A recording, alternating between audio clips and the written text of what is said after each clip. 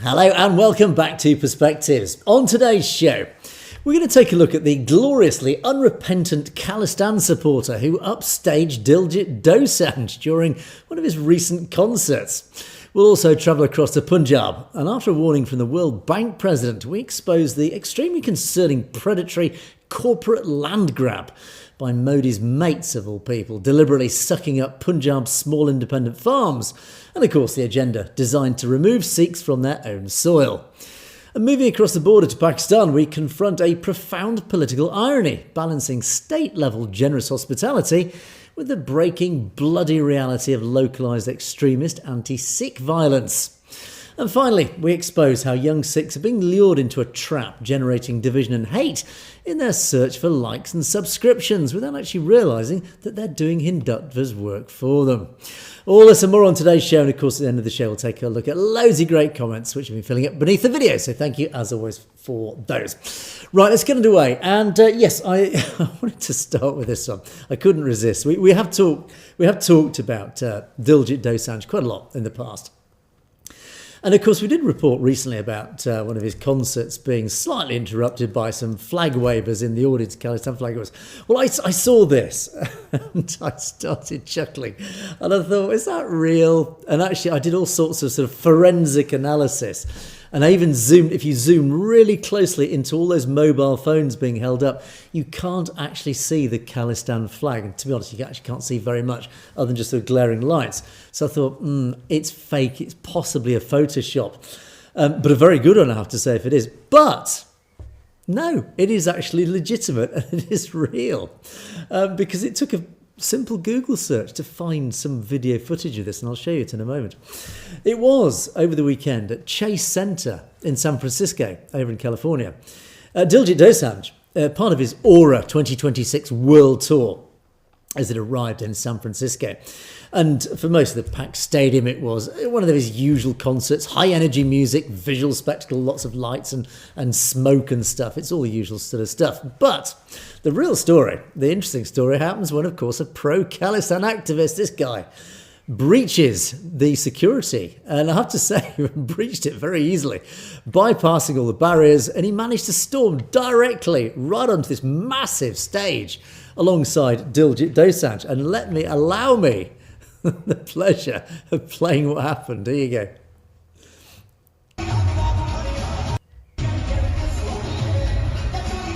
So here he is in full flow, full voice. Here he goes. Just runs up on the stage, no problem at all. Where's the security?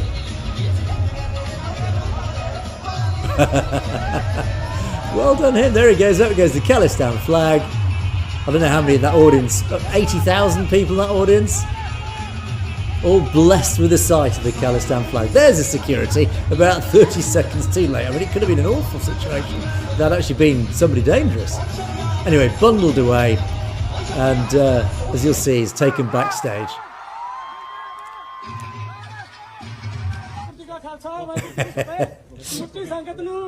मुबारकां है महाराज ने अज मेला फतेह कराता ही अपने तो सेवा लई महाराज ने जांदे ही दलजीत तो पहला खालसा स्टेज ते जसिया अज He'll be out of here within 10 or 15 minutes, and then he'll meet you guys over there wherever you're at. Okay? ਸਾਨੂੰ ਮਹਾਰਾਜ ਨੇ ਸਟੇਜ ਤੇ ਸੇਵਾ ਬਖਸ਼ੀ ਤੇ ਜਿਹੜਾ ਕਹਿੰਦਾ ਸੀ ਦੋ ਤੱਕੇ ਦਾ ਪੁੱਛੜ ਕਹਿੰਦਾ ਸੀ ਖਾਲਸਤਾਨੀਆਂ ਬਾਹਰ ਮਾਰੋ ਤੇਰੀ ਹਿੱਕ ਤੇ ਨੱਚਣ ਦੇ ਆਲੇ ਚੰਗਾ ਆਲੇ ਆ ਨੱਚੇ ਤੇਰੀ ਹਿੱਕ ਤੇ ਪੁੱਛੜਾ ਤੇ ਸਾਡੀ ਕੌਮ ਨੂੰ ਵੀ ਬੇਨਤੀ ਆ ਪੱਗਾਂ ਸਿਰ ਫਸਾ ਕੇ ਆਉਣੇ ਬੰਦ ਕਰੋ ਤੇ ਬਾਕੀ ਹੁਣ ਚੜ੍ਹਦੀ ਕਲਾ ਸਿੱਖੋ ਵਾਹਿਗੁਰੂ ਜੀ ਕਾ ਖਾਲਸਾ ਵਾਹਿਗੁਰੂ ਜੀ ਕੀ ਫਤਿਹ. Well done him. I mean, of course we cannot condone storming stages and things like that, but to be honest, I think we can be quite forgiving, because I've no idea what he was shouting at in Punjabi, but I'm sure you guys, most of you guys who speak Punjabi, can probably understand what he actually said. I did pick up obviously the word Khalistan and Vaheguru Ji Ka Khalsa, Vaheguru Ji Ki Fateh at the end. So clearly he was using his 15 seconds of fame to full effect. So well done to him. But ultimately, I mean, it's a very high profile incident. And of course, it's spread across social media now virally. But it's not an isolated security lapse in reality. It's part of a rapidly accelerating thing that's going on. I mean, of course, I referred to just a few weeks prior, the Canadian leg of Diljit Dosanjh's tour in Calgary and Vancouver. His performances were repeatedly disrupted by Khalistani activists waving Khalistani flags. It's wonderful to see. Directly in front of the stage, forcing the singer to halt his performance to then address the crowd. So again, I mean, it's protest, and if you don't align with the Khalistan movement, then of course it's an irritation. But ultimately, sorry guys, but this is the only way that we can get the message out there. But ultimately, also, to understand why a global superstar like Diljit Dosanjh, someone who's single-handedly elevated Punjabi music onto, a global stage, why he's facing such an intense level of friction from sections of his own community, his own diaspora community. Of course, you've got to look back to his past and what essentially what he stands for or what he doesn't stand for. And that is a big question. What does he actually stand for? But what we do know is that something that happened, a specific moment on Indian television, triggered a wave of very deep ancestral anger. He appeared as a special guest on a highly rated quiz show, and a quiz show called Kaun Banega Crorepati. Again, apologies for the pronunciation. But that show is hosted by a legendary Bollywood figure, a guy called Amitabh Bachchan. Again, apologies for the pronunciation. And in a gesture of traditional respect that was broadcast to millions, Dosanjh, when he comes onto the stage, bent down and touched Amitabh Bachchan's feet. Let me show you. This is the moment when it actually happened, so we know what we're talking about.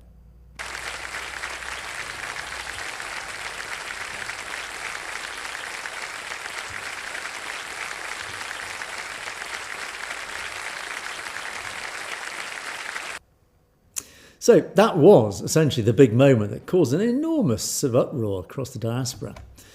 And sort of a mainstream audience, not amongst the diaspora, they'd look at this and think, well, to me, it's just a standard mark of reverence from a younger artist to a senior member, essentially a senior industry titan, a big figure in the industry. But, of course, to a massive portion of the global Sikh diaspora, that single gesture felt to them like a completely devastating betrayal.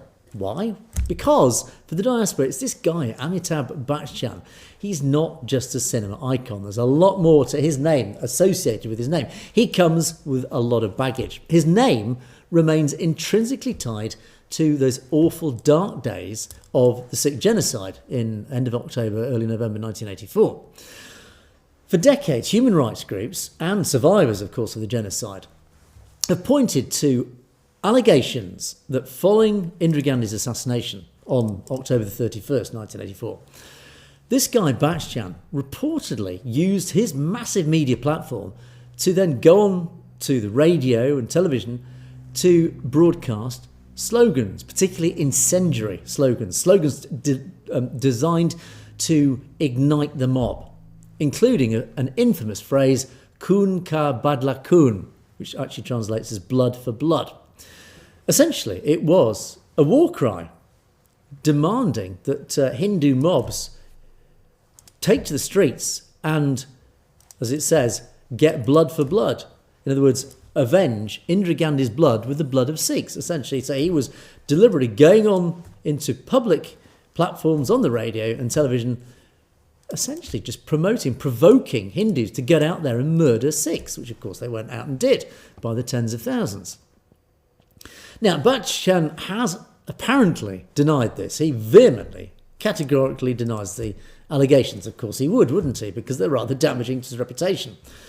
And but in reality, for the victims of the awful genocide and the families who survived the awful genocide, that trauma, that wound remains very much open and probably will never heal because it was that traumatic. So when Diljit Dosanjh, a man whose entire brand, whose lyrics, identity, you name it, his global wealth are built entirely on the absorption, the appealing to the Punjabi and Sikh culture, when he then publicly bows at the feet of a figure associated with the Sikh genocide, associated with promoting the Sikh genocide, it's not surprising that it creates a massive, irreconcilable feeling of anger amongst the Sikh diaspora. And many organisations, Sikhs for Justice as a prime example, issued warnings after this, the feet-touching incident, that boiling frustration spilled directly into his tour. Because, of course, they said that Diljit Dosanjh is known to revere a promoter of the Sikh genocide. So how can a Sikh do that in all conscience? So when he was confronted on stage in Canada, Diljit Dosanjh attempted to defend himself. He told the crowd that the platform is only about love and Punjab. And he claims that he only went on that national television show to raise awareness and funds for Punjab. And of course, the floods that were happening a few years ago, 2023 floods, were terrible. And he argued that he uses every global platform when he gets the opportunity to put Punjab on the map. Well, fine, great. But unfortunately, it's not quite as black and white as that. Because there is an angle to take from this. You can't build an empire that, like Diljit Dosanjh has, this sort of very wealthy empire that he's built on the back of his singing, just by selling the soul of a culture. And then claim neutrality when the culture's history becomes a little bit uncomfortable. And his career is a masterclass in marketing identity. He wears the traditional Sikh clothing. He wears a turban proudly on Western stages. He sings of the resilience, the history, the spirit of Punjab as a core theme of what he sings about, to all these sold-out stadiums wherever he goes at premium ticket prices. But when it comes to the simple, raw political battle that the Sikh community is facing, that actually, frankly, is what really matters to the Sikh community, not bread and circuses, to borrow a Roman phrase. And of course, the issues, the battles that are really important and really relevant even today, 1984, the genocide, Blue Star, transnational oppression, this ongoing genocide. Diljit Dosanjh chooses a path of calculated, tactical neutrality. He tries to stay in the middle. I don't want to get involved. He stays silent just enough to protect his multi-million-dollar Bollywood contracts, his brand, and of course his access to Indian media distribution. That's what really matters. That's his lucrative channel of profitability. And this, sadly, is the ultimate irony of his position. In his desperate need, his pursuit to protect profits by trying to please everyone, he's actually managed to please absolutely no one. To the Hindutva right wing in India, he's constantly viewed with suspicion as an agent of the diaspora movement, particularly the Khalistan movement. Is he? We don't know for sure, but that's the perception of Hindutva. But of course, to the Khalistani activists within the diaspora, he's increasingly seen as a corporate player, a corporate opportunist who's using his Punjabi heritage and his identity as something to leverage, something to use for profitability, as a costume, but then throws off that costume, or certainly the principles that come associated with that costume, the moment it threatens his corporate profitability, his bottom line. So ultimately, really, and when we look at pictures like this, it's a warning to the entire entertainment industry. Cultural pride isn't just a commodity that you can just pick up and throw away and use for profitability. It carries a huge weight. Cultural history and heritage, and of course the trauma associated with cultures, particularly like the Sikh culture, it carries an enormous weight of history, the blood of martyrs, the shaheeds, the memory, of course, of genocides. If you try and commercialise that, you can't just filter out the trauma to keep your corporate sponsors happy.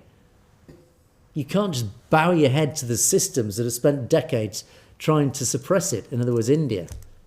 You know, if you want to wear the costume of Punjab, then at least be honest to what it genuinely represents and the traumas it suffered.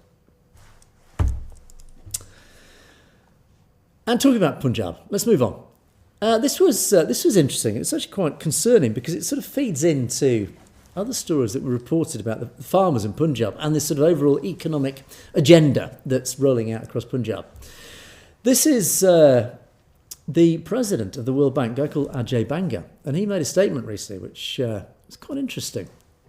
It's I think the easiest thing, let me play the video. This is Ajay Banga speaking in a talk recently. Urban centre, all of which is now at question in different ways.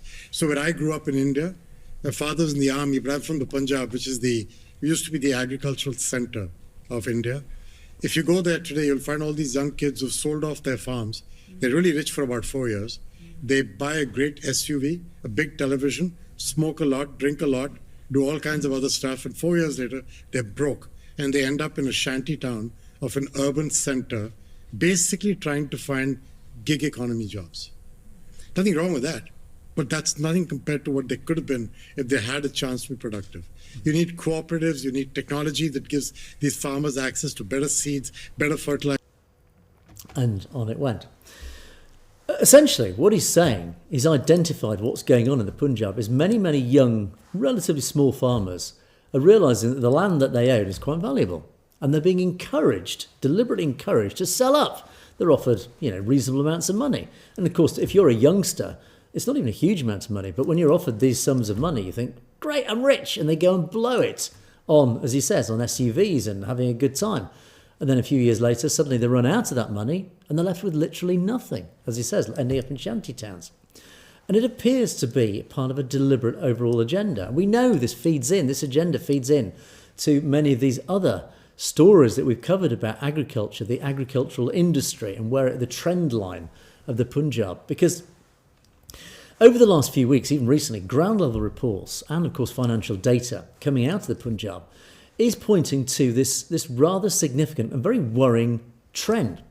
Generational indigenous farming families are now choosing to sell up their ancestral lands. According to recent economic indicators, the agricultural sector in Punjab actually registered a negative growth rate of 2.5%. So, what does that mean? Basically, this is a state, Punjab state is historically known, celebrated even, as the breadbasket of India. It is where a vast amount of India's food is grown. It is the heartbeat of India's food generation. But that state, that industry, is shrinking. It's not growing, it's actually shrinking. Now, for the mainstream media, this sort of story is framed as a pretty simple, voluntary narrative of economic transition, as this guy, the president of the World Bank, says. It's voluntary. These young guys are selling up, moving on, taking the cash, thank you very much, and living a good life, until they, of course, they run out of money. But in reality, you tell that to the young Punjabis who are desperate to migrate abroad, that farming is no longer a viable way to make a living, because they are realising the odds, the whole agenda is actually moving against them. And in reality, this agenda of selling up isn't actually just about suddenly realising your assets, realising, I can make some money and enjoy life now. It's not about that in reality. There's a whole agenda at play, encouraging them and also pressuring the young, and not just the young, the older farmers to sell up as well. And it turns out families are liquidating assets for many reasons, but many of those reasons include funding visas for the West, to emigrate to the West. That is, so one of the narratives coming in the official mainstream media is, they're all selling up because they want the visas to go to the West and emigrate to the West. Now that's a nice, neat, convenient story to hide really what's going on. And it hides the story of a predatory corporate machine that actually is behind this whole agenda.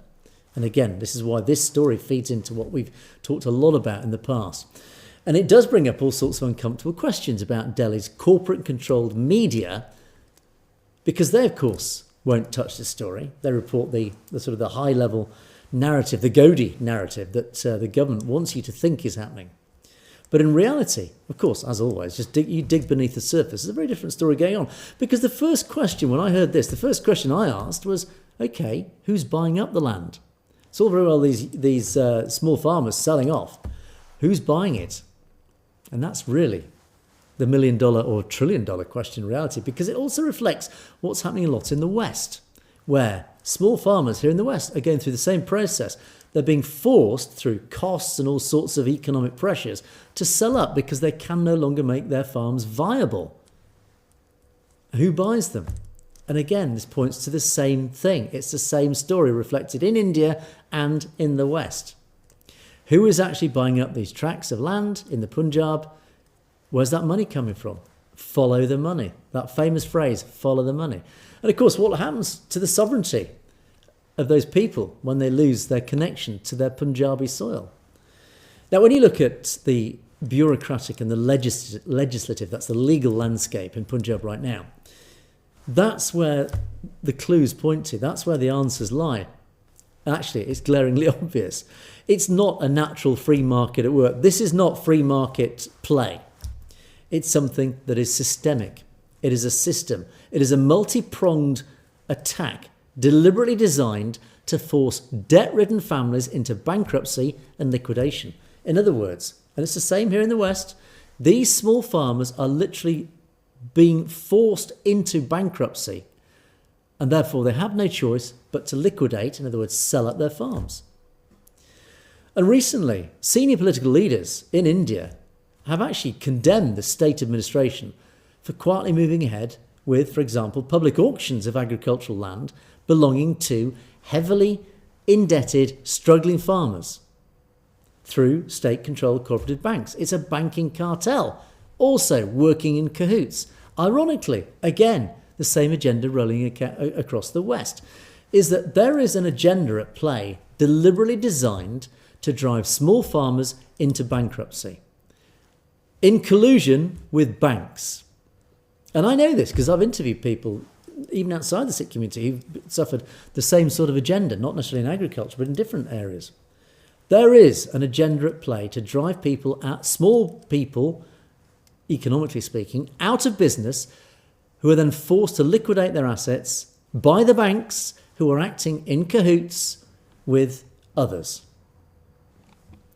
And at the same time, we're witnessing massive coordinated resistance from farmers, of course, in the Punjab. You only need to look at all the recent protests. The Kirti Kisan Union, the Bharti Kisan Union. These are unions who've been forced to physically put their bodies on the line, literally, to block land takeovers by private money lenders, corporate agents. It's the corporate world. It's the billionaires. It is the global corporations who are owned by a very small number of elite wealthy of the world. They're the ones behind this. They are buying up land across the world. In America, Bill Gates, a prime example, forcing local small farmers out of business. Same here in the UK. Small farmers being driven out of business through debt, all having to liquidate their farms. Who's buying up the farms? Big corporation. Big corporations owned by billionaires. They're the ones mopping up the farms in cahoots with the banks. And in Punjab, bless them, of course, the Sikh community won't take this line down. Whether it's from Faridkot to Gurdaspur, right across Punjab, farmers are launching all sorts of resistance movements, including hunger strikes and physically occupying fields, for example, all with the same accusation that the state machinery, corporate bodies are carrying out an aggressive, forced land acquisition agenda. And quite often without ever paying out the legally mandated compensation to the families who've been on that land for generations. In other words, it's all part of a deliberate agenda. Oh, of course, we have the land pooling scheme recently that was brought in. Again, I reported on this last year. Really, this was another scheme along the same agenda that was pushed heavily by the authorities under this guise of urban development and modernisation. And ground-level organisations screamed from the rooftops that these policies are being systematically misused and deliberately abused to undervalue highly fertile agricultural land, meaning that these corporates can then come along and buy them up for nothing, for a fraction of what they're genuinely worth, and then to transfer ownership directly to the corporate developers. In other words, it's basically a land transfer scheme. It's forcing the small farmers out of business. The farms are hoovered up and then passed on to the corporate developers, which is basically the same. It's the backdoor execution of the same corporate agenda that the historic farmers' protests fought valiantly against right around the Punjab in 2020, 2021, and then again 2023, 2024. And that was all about 3 draconian farm laws that were brought in, again, as part of this agenda.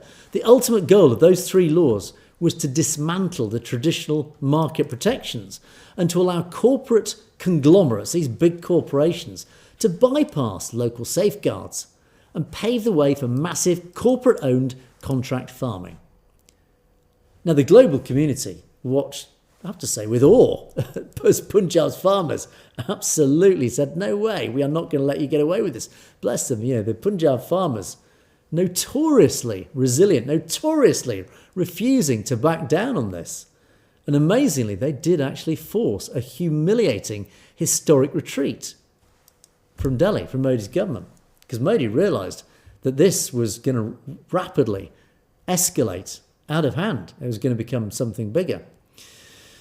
But what we're seeing today is that while Modi's political elite may have lost that open battle at the Punjab protest, the farmers' protest, it's their billionaire allies, the corporate oligarchs that basically fund the ruling elite, all Modi's billionaire mates, as I call them. They've not given up. They've never abandoned the war. So they're tackling it from a different direction now. So instead of an overnight legal takeover, as they tried before, they've changed tactics. It's a strategy of economic attrition. It's a war of attrition. They are trying to intentionally grind down the farmers just through economic attrition, as it's called. They're intentionally driving up costs of seeds, fertilizers, fuel, you name it, basically anything that feeds a farmer. So as those costs escalate, of course, these farmers can't afford it. And these corporate interests, they've consistently reneged, and the government has consistently reneged, as in betrayed, their promises to guarantee a minimum support price for all 22 core crops.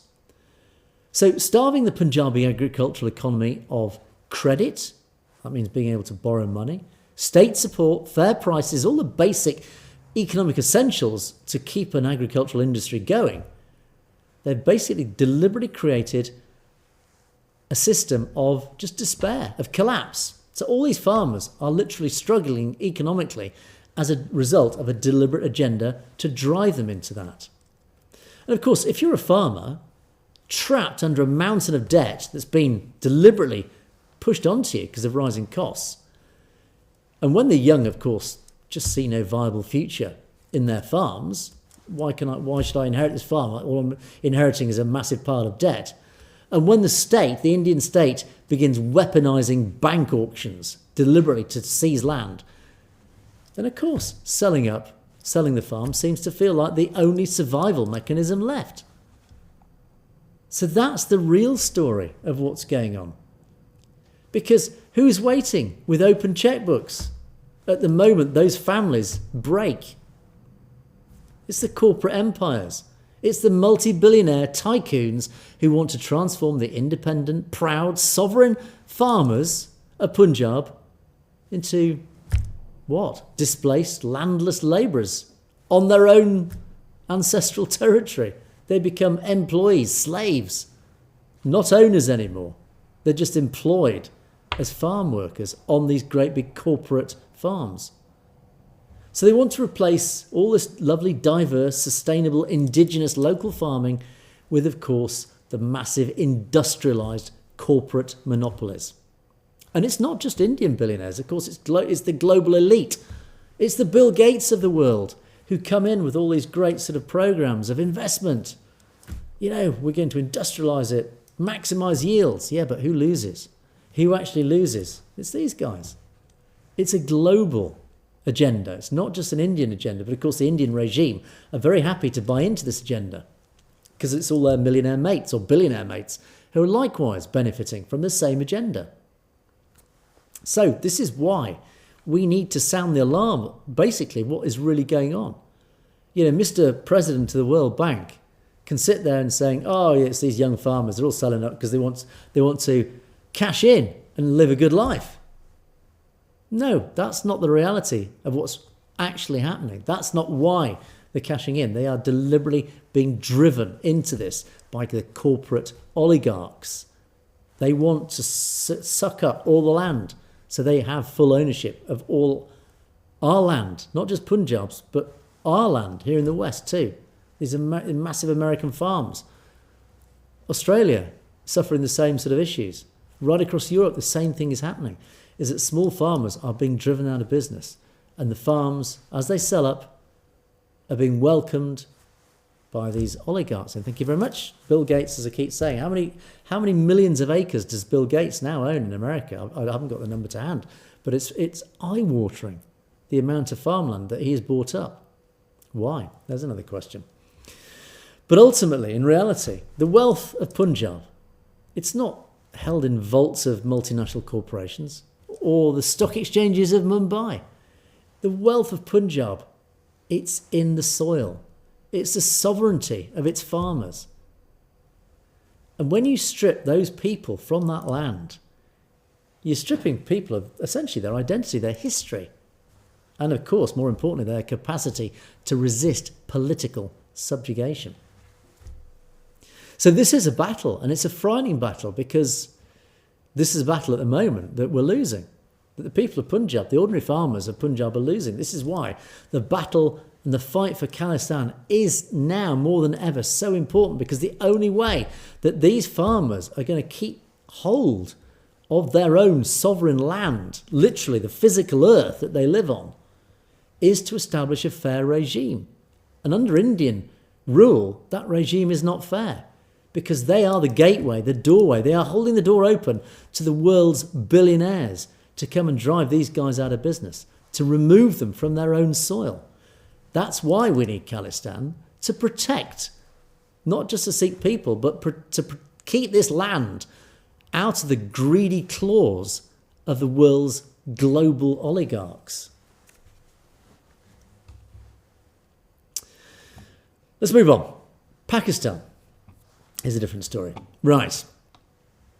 This is it's a tale of, I'll give you two different tales about Sikhs in Pakistan, contrasting tales. I like to do this because, again, it's very easy just to pick up a story and say that story represents everything. It doesn't, actually. Pakistan is a story of contrast, to put it mildly.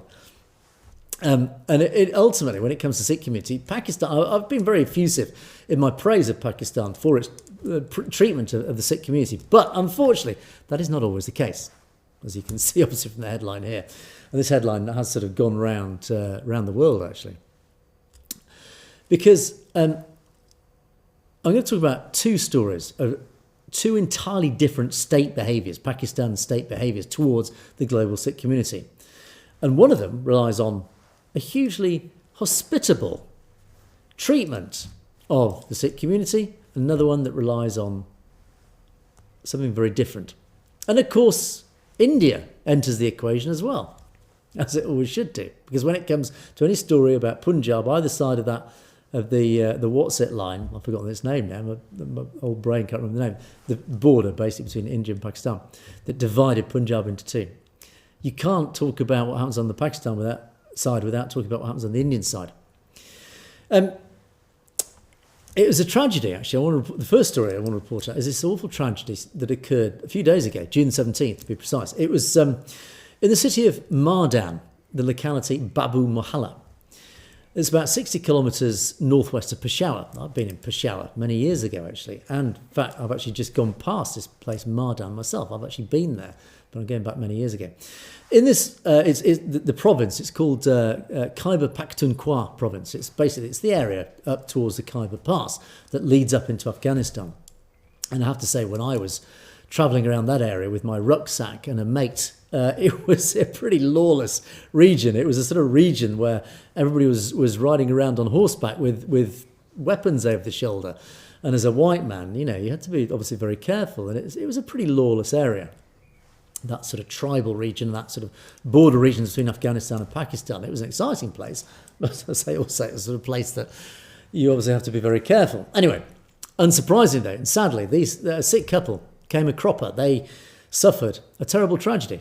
They were an elderly couple. They were 70 years old, Jagannath and Asma Wanti, and they were shot dead, brutally shot dead, inside a Gurdwara, where they apparently were the caretakers of this Gurdwara. They've been there for very, very many years. Now, local police and counter-terrorism teams have since, fortunately, arrested this guy. He's the prime suspect. But, of course, this murder, it was a cold-blooded murder, sent shockwaves right across the community, the Sikh community. because it stands as a stark, bleeding reminder that despite whatever the Pakistan state says, or its overtures towards, its nice sort of hospitable overtures towards the Sikh community, in reality, the physical safety of the Sikh communities in Pakistan from these rogue extremist elements is very much an alive and ongoing struggle. In other words, if you're a Sikh in Pakistan, you still have to be a little bit careful, to put it mildly. And this is, again, contrasts with what I was talking about in this sort of complex reality that's just sort of full of ironies right around this sort of border region of India. Because over the past week, for example, you just flick right across from the Pakhtunkhwa province up in the Khyber Pass in Afghanistan. Now you go across to the other side of Pakistan, it's only a few hundred miles, I've done the journey myself, to Western East Punjab. And you get this story. Over the past week, delegation after delegation of international Sikh pilgrims have returned from visiting all sorts of gurdwaras, including the Kartarpur corridor, across Pakistan, as it turns out. And the feedback coming back from all these pilgrims right around the diaspora has been absolutely wonderful, positive. It's been overwhelmingly uniform, filled with huge amounts of praise for the hospitality that they enjoyed from Pakistanis. And they also referred to the wonderful upkeep of these sites, of their heritage, valuable sites. And of course, how easy it's been to get visas to visit these sites, to come across from India to visit these sites. So it does create that sort of weird sort of contrast in Pakistan. On the one hand, you are welcomed into Pakistan as a Sikh, but on the other, you still got to be a bit careful, because sadly there are still these extremist elements. And of course, being adjacent to Afghanistan, which of course where you tend to find the more extremist elements of the Islamic side, they tend to cross the border and create problems. Not just in Pakistan, but of course they are known to then go into J&K and cause problems there, which of course is where we do agree, unusually, with the Indian state about the influx of extremists into J&K ultimately from Pakistan, from Afghanistan. But pilgrims, so these Sikh pilgrims who have crossed into Pakistan to visit these sites, are actively calling on Islamabad and New Delhi to expand this access, saying, look, we need a permanent, uninterrupted reopening of this Kartarpur corridor so that pilgrims can travel freely. And this is really the contrast between India and Pakistan that I keep highlighting as well. And this, sadly, is for the Sikhs in Punjab. This is the complex politics that they have to play with on a daily basis. It's not as if they've got problems in Pakistan with, sadly, some Sikhs being murdered, so they have to be careful. But it's also the fighting in Indian state that is trying to prevent them from crossing the border into Pakistan. Because, of course, it's the Indian state that is trying to stop Sikhs crossing the border. Pakistan is opening up visas. Pakistan is, it's got websites dedicated to how easy it is. If you're a Punjabi Sikh in India, just go onto their website, apply for your visa, process very simple. There you go. Full access up the Kartarpur corridor. But India doesn't want you to do it. India is throwing every block in its way to prevent you doing that. So you've got Pakistan, a state frequently criticised and sanctioned by the global community for all sorts of failures, political failures, and accusations of promoting terrorism, all these sorts of things.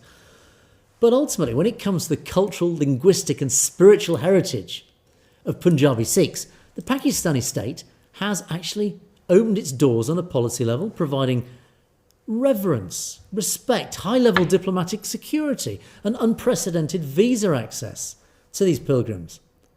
But then, of course, on the other side, you've got India, constantly marketing itself on the global stage as this shining beacon of progress. This is a key Western strategic ally. It is the world's largest secular democracy. Yet, how does India treat Sikhs?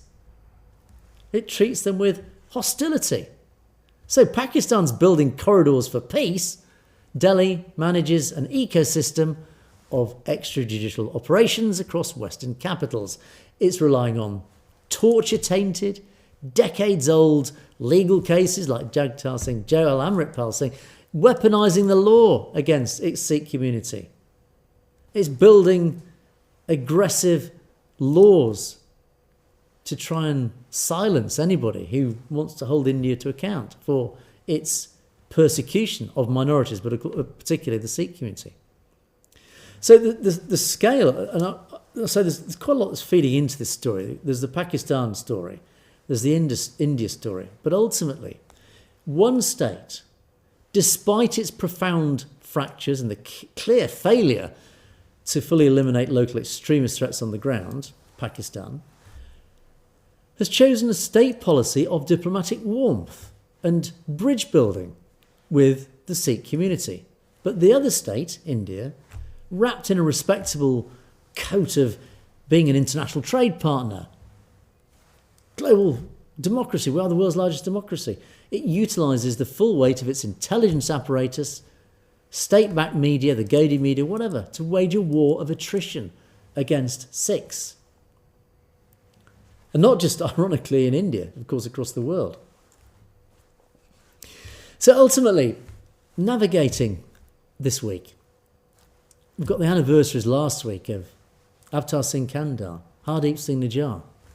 We've got the ongoing legal battles for accountability, the fight to free Jagtar Singh Johal, all these sort of stories. This regional contrast just reminds us of a fundamental truth. The struggle for human rights is not just defined by a state's public relations campaign, the image it tries to portray. It's not judged by its tech sector or its trade volumes or whatever. It's basically defined by something very simple. How does it treat human beings on the ground? That's the true test of a nation. How does a nation treat all its citizens, particularly its minorities? That is the real test of how a country should be judged. And I think we can all make our mind up about that. Right, let's. I just want to quickly cover a video that I picked up. I wasn't sure whether to do this one, but I thought, you know what? It annoyed me a little bit because not annoyed's the wrong word. It frustrated me. This is a piece that popped up on my YouTube feed yesterday, in fact, and I watched this. It's a short video. It's 3 minutes long. It's a very polished, deeply provocative 3-minute video that's talking about the historical crimes of the British Empire. So let me just play you. I'll just play you just maybe a little bit of this. Let me explain why the Sikh will not change, why we will always continue to be... Okay, I'll stop. He talks about, a lot of Sikh history, Sikh culture, Sikh heritage. Great. Reveal the truth, murdered in cold blood by the children themselves were also murdered in cold blood by the Mughal emperor and armies. And yet we were there to defend the rights of others. So our beliefs go very deep. And people may say, well, that's not required today. Well, what happened afterwards when the Sikh Empire existed? And the Sikh Empire led by Maharaj Ranjit Singh, he fought off the invasion from the Afghans. And he created a huge, massive Sikh Empire. And this empire then was wanted by the British. He was very careful and cautious. But unfortunately, when he passed away, the British then swooped in. And they used quite clever tactics, as they have done, to create parts of the Commonwealth to take over control. And several very tough wars ensued afterwards between the British and the Sikhs. There was absolute devastation. And when this happened, Sikhs were taken, they were tortured, stripped of their wealth, stripped of everything around them, heavily taxed, converted to Christianity, and those that didn't, they were put in front of cannon and blown apart, including a 12-year-old boy. And this 12-year-old boy's name was Bishan Singh. This is what was happening. It wasn't friendly talks, it wasn't... And then on it goes. He talks about, I won't play the whole thing, but basically, he talks about the horrors of the British Empire, and he deliberately uses this sort of imagery, these examples of how the British, used to tie people to cannons, particularly a 12-year-old boy. Now, it's really important, and one of the things I'm going to use a big word, proselytise, preach about. We must never forget the past. We must never forget history. If you forget history, you're doomed to repeat it. So we must always remember the horrors of the past. So this video essentially was set up to berate the British Empire And he gives lots of examples of the horrific acts of the British Empire. But this is a problem because he's very deliberately used very hyper-emotive graphic imagery, specifically focusing on the emotional deaths of innocent children. You don't get more provocative than that. It was deliberately designed to provoke immediate anger. And I watched this and I have to say I started getting angry. And I thought, first of all, my immediate reaction was, look, you're having a go at the British Empire, and yet you're sitting there in a quintessentially English living room. It looks like a beautiful English living room. You are essentially enjoying the fruits of the British Empire that you're now having a go at. Fine. But also, as I say, his delivery is designed to maximise friction, is designed to provoke. So I had to ask the question, what was the point of this video? What actually were you trying to do with this video? Yes, we need to be reminded of the past. That is really important. But this video doesn't exist to educate. It doesn't exist to heal or advance the cause of justice. It's designed to polarise. And I don't know if this guy did it deliberately or not, but all is achieved by this. It's designed to make a white British viewer like me, and don't forget, I'm aligned with the Sikh cause. My immediate knee-jerk reaction was anger. I feel defensively angry and forced to take a side. And what does it make you guys feel when you watch this video? You only need to look at the comments. Suddenly you see this rising anger in the comments after this video of Sikhs justifiably saying, oh, the British, it's awful, we must never forget this, getting equally angry. So again, what was the purpose of this video? Because all it's achieved is triggering anger on both sides. And this is a trap. This is a trap that this young lad has fallen into. And the reason I wanted to cover this story was an appeal to people in the Sikh community. Do not fall into this trap. It is an obvious trap. The British establishment is not the British public of today. The vast majority of white British people stand shoulder to shoulder with their Sikh neighbours. I talk about this regularly. I provide enough evidence to prove that very fact. White British people don't just tolerate our Sikh diaspora, they respect it, they admire it, they support the community. You only need to go on social media, even after the Henry Novak killings, to get a flavour of how much white British people support our Sikh community. And it's the same right across North America, Europe, down under.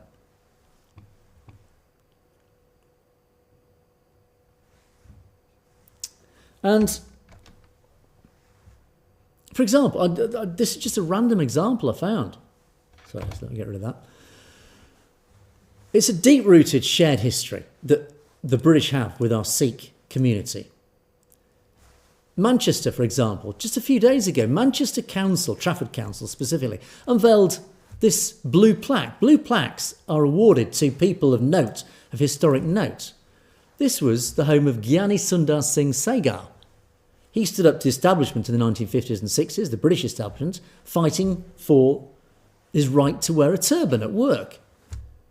And he didn't win that just through these sorts of tactics. He won it by shifting the legal and cultural fabric of Britain for the better, using much more intelligent ways to win over support for his cause. And this is the trap that this lad's fallen into. When you produce inflammatory videos to try and paint regular working class Westerners as the permanent enemies of Sikhs, this is a playbook that you must not fall into. This is straight out of the Hindutva right-wing playbook.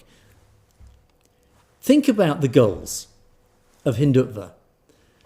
Their biggest nightmare is a unified global coalition of Western citizens, all of us together. Human rights organisations, legal systems, all united, whites united with Sikhs, standing together to demand accountability for things like transnational oppression, extrajudicial killings, all those sorts of things. Now, to prevent that unity, Hindutva relies on burning bridges, trying to divide divide and conquer. They need to convince the Western public that the Sikh diaspora, for example, is hostile. It's incompatible with Western values. They simultaneously need to convince Sikhs that their white neighbours are the unrepentant heirs of the British Empire. Is that we're all British Empire. We're all responsible for this. So if they can turn all of us against each other, they're winning.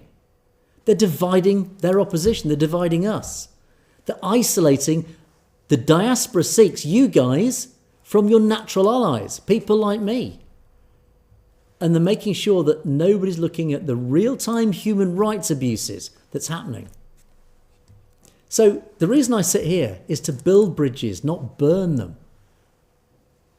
I mean, you can only build bridges through transparency, through honouring people like this, engaging in normal, rigorous, objective analysis, remembering the past, but not using it, and using provocative clickbait narratives that weaponizes the pain of the past to burn those bridges, to turn people against each other, to turn me against Sikhs, Sikhs against me. It's a trap. Please recognise it. Don't fall into it.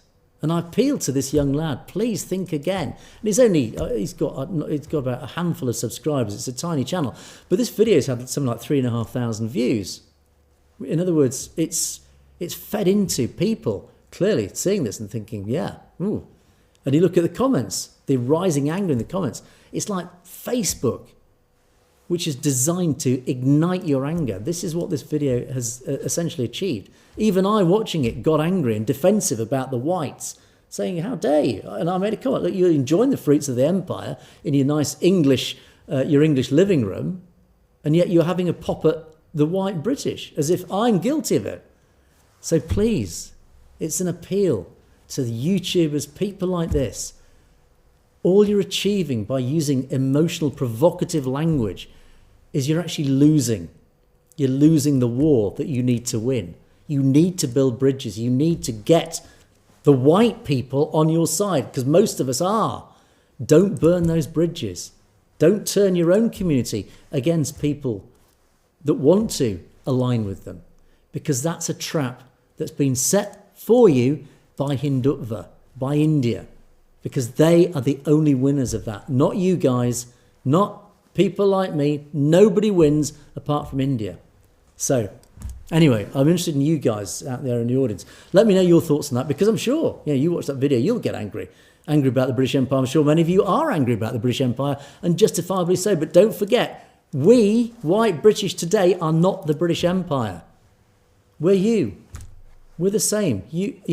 Sikh community, people like me, we're all the same human beings living in the same land. We're not responsible for the horrors.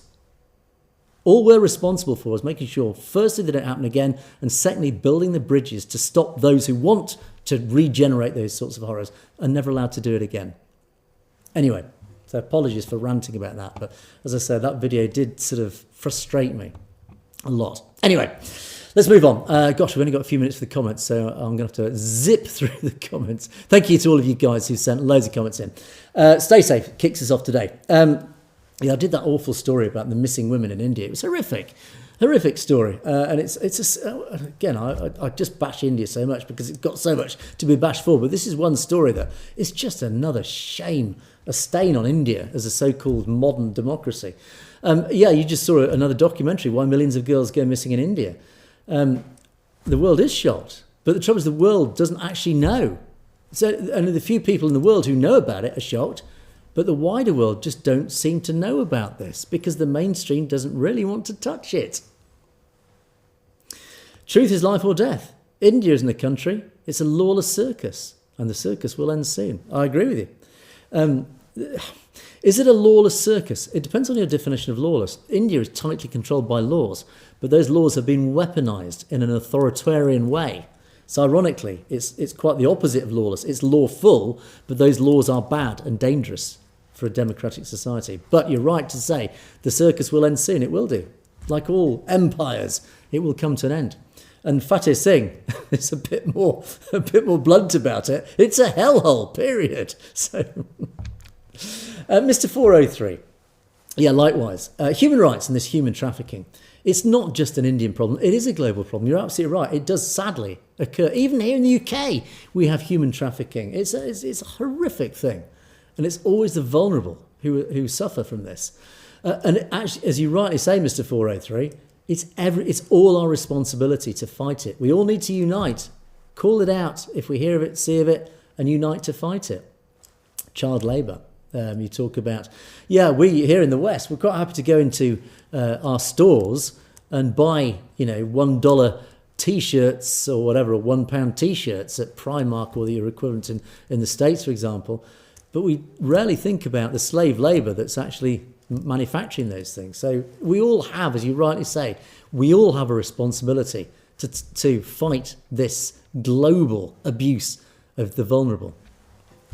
Navendulad. Oh yes, this nearly made Critics Corner. Thank you for this. Dr. Greywell's podcast, where he compared the rise of Nazism to what's happening in India, and he says, are there indeed parallels? Are there things that mirror? And yes and no was the answer. Yes, there are many, and there are others that don't mirror it. Loads of comments on this, and clearly Hindutva discovered this video because there are quite a few negative, nasty comments on this video from Indians. So I don't know why this particular video managed to break through those barriers that are normally preventing our videos breaking through. But yes, one of these. Thank you, Navendulad, for your comment. Actually, as I say, I appreciate the comment. Actually, it didn't make Critics Corner because actually it's a legitimate comment. Hitler was a general. Modi was put there democratically by Hindus. Keep trying. Well, actually, I would disagree. In fact, Hitler wasn't a general. He ultimately rose to command German forces in the Second World War, but he was a politician. He was a soldier originally in the First World War as a corporal, but he became a politician. He was not a general. He didn't rise up through the ranks as an officer in the German army. He was a politician who took control of Germany through politics, through, sadly, the same way that Modi has to some degree. And Modi, when you say was put there democratically by Hindus, yes, I agree. I totally agree. He was democratically elected. But unfortunately, for a democracy to call itself a legitimate democracy, the elected leader has to represent all voters, not just the Hindu voters. And this is where Modi fails. This is why India's democracy is losing its credentials. You cannot call India a democracy because its government, Modi, does not treat its minorities, in other words, the people who didn't vote for him, is not looking after them. Quite the opposite, is persecuting them in the same way that Hitler did. That's the comparison. And keep trying, we will, because the truth will always come out in the end. And as I say, truth always prevails. But anyway, thank you, Navendulad, for your comment. W.H.A. Panza, Hindus elected Modi to be a Nazi king.